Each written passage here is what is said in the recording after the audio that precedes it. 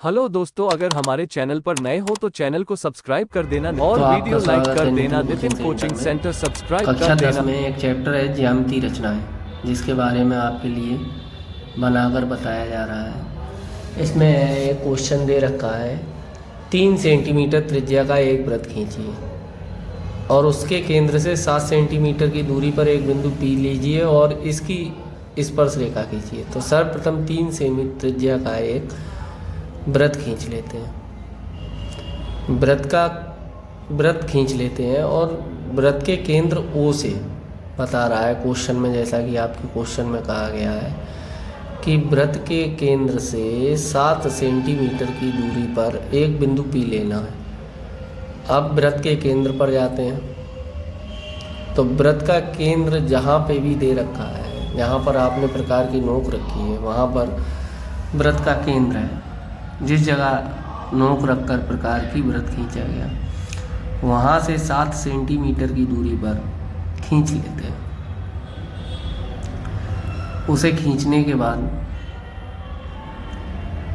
पहले तो ये पैमाना रखते समय हमें जीरो का ध्यान रखना है। केंद्र पर जीरो और 7 रेखा को देख लेना है। अब 7 से उल्टा जीरो की तरफ खींचेंगे तो रेखा भी पूरी रहेगी। जो आपने रेखा खींची है केंद्र से लेकर खींची हुई है, उसे O मान लेते हैं और जहाँ लास्ट बिंदु है उसे P मान लेते हैं। अब इस रेखा का अर्धक करते हैं। अर्धक करने के लिए जो O से लेके P तक की दूरी दी गई है, अपनी प्रकार में आधे से अधिक दूरी भर लेते हैं।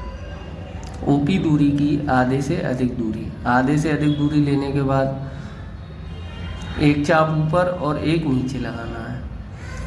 ऐसा ही केंद्र पर पहले बिंदु P पर रखकर प्रकार, फिर बिंदु O पर, दोनों तरफ चाप लगाने के बाद में एक अर्धक की लाइन खींच लेते हैं, जिसके लिए पैमाने को सही से रखते हैं पहले और अर्धक की लाइन खींचते हैं।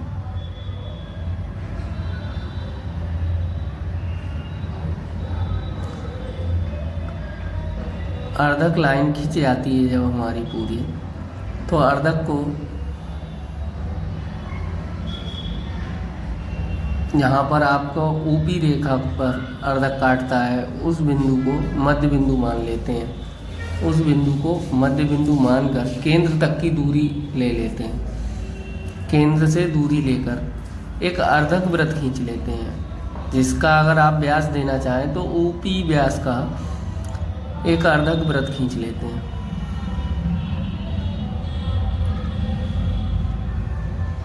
OP व्यास का अर्धक वृत्त खींच लिया हमने।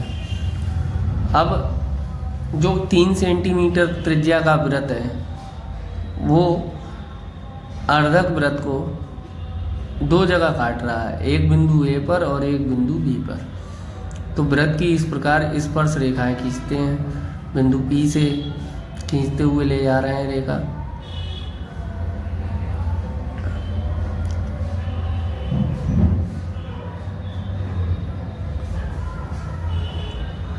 दूसरी लाइन में, दूसरी साइड में भी खींचते हैं इसी प्रकार एक रेखा।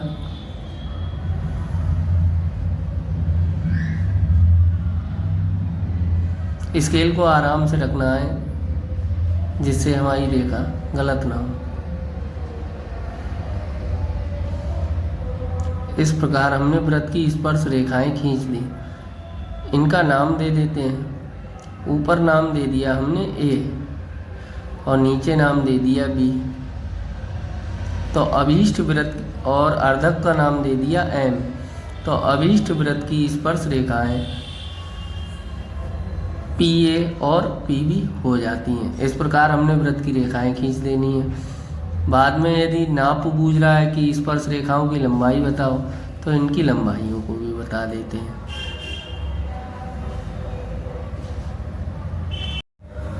तो इस प्रकार दूसरा एक चित्र है जो रचना है, पिछली साल 2022 में यूपी बोर्ड के एग्ज़ाम में आई थी। 2 संक्रिय संकेंद्रीय वृत्तों की रचना करना, जिसमें पहले वृत्त की त्रिज्या दे रखी है आपके सामने 4 सेंटीमीटर और दूसरे वृत्त की त्रिज्या दे रखी है 6 सेंटीमीटर। इसके लिए सर्वप्रथम प्रकार और पैमाने की सहायता से 4 सेंटीमीटर दूरी लेकर हम वृत्त खींचते हैं। जिस केंद्र से हमने 4 सेंटीमीटर त्रिज्या लेकर वृत्त खींचना है, पहले तो 4 सेंटीमीटर त्रिज्या ले लेते हैं। 4 सेंटीमीटर त्रिज्या लेने के बाद में एक वृत्त खींच लेना है। इसी केंद्र से पूरा वृत्त स्पष्टता खींचते हैं।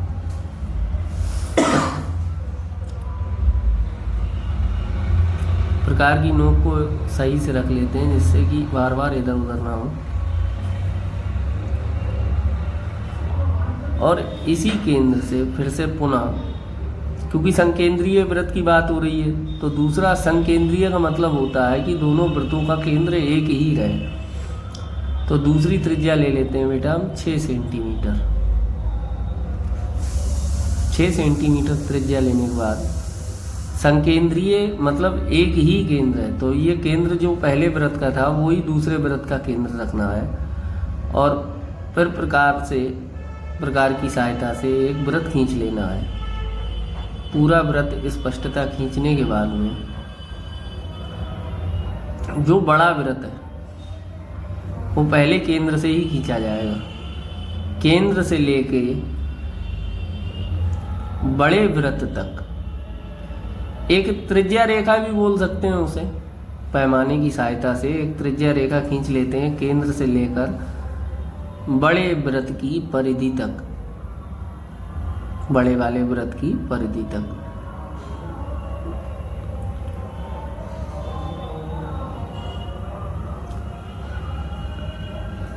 इस रेखा पे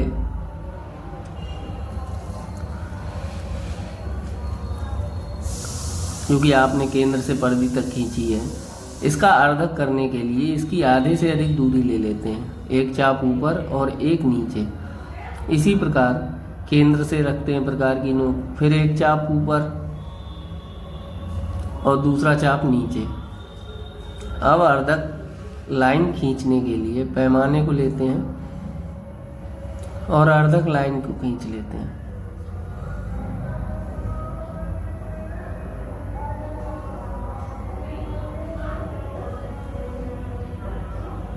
अर्धक लाइन खींच ली। अब अर्धक जहाँ पर आपकी अर्धक लाइन आई है, अर्धक लाइन से लेकर अर्धक लाइन पर प्रकार की नोक रखते हैं और केंद्र तक की दूरी ले लेते हैं। जहाँ पर केंद्र था पहले संकेंद्रीय वृत्तों का, उस दूरी को लेने के बाद में एक जो व्यास की रेखा खींची गई है व्यास की, उसी व्यास के बराबर एक वृत्त खींच लेते हैं। जब इस वृत्त पहले तो प्रकार को आराम से पकड़ लेते हैं जिससे कि ये हिले ना, नोक ना हिले, और व्यास का एक वृत्त खींच लेते हैं जिस प्रकार की आपके सामने ये खींचा जा रहा है। अब ये व्यास वाला वृत्त और पहला 4 सेंटीमीटर त्रिज्या वाला जहाँ तक वृत्त है, ये दोनों एक दूसरे को जहाँ पर काट रहे हैं, व्यास वाला वृत्त और 4 सेंटीमीटर त्रिज्या वाला, केंद्र से जहाँ पर इनका कटान बिंदु है वहाँ तक लाइन खींचते हैं। पहली लाइन खींच ली। इसी प्रकार ऊपर लाइन खींचनी है।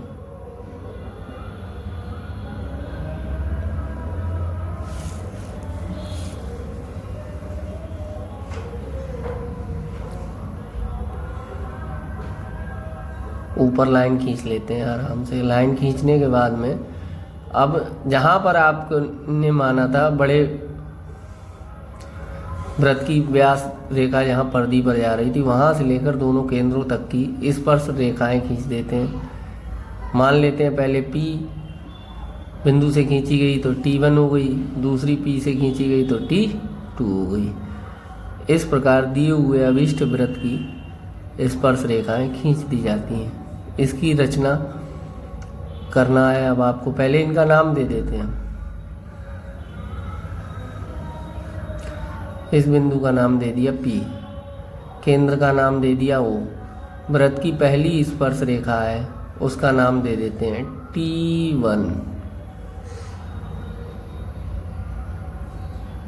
T1। दूसरी है उसका नाम है T2। गणना के लिए P से लेके T1 तक की दूरी को नाप लेते हैं। P से लेके T1 तक की दूरी को नाप लेते हैं। यही आपका आंसर होगा, या P से T2 तक की दूरी नाप लेते हैं, यही इसका आंसर हो जाता है। आप इसे आराम से करें और इसकी रचना अगली वीडियो में आपको करा दी जाएगी।